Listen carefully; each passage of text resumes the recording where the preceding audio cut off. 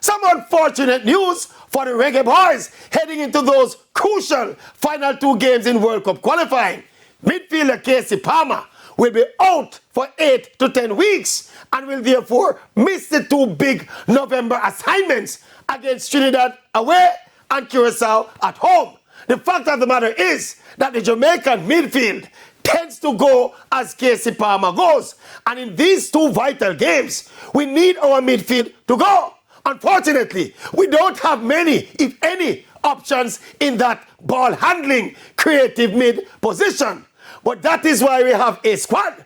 And my humble suggestion to Coach McLaren is, since we have an abundance of talent in the wide areas, Cephas, Dixon, Campbell, and now Whisper, with Demaria Gray and Leon Bailey expected to return, my recommendation is to drop Demaria Gray into that number 10 position as replacement for Casey Palmer and leave the running wingers to run. Problem solved.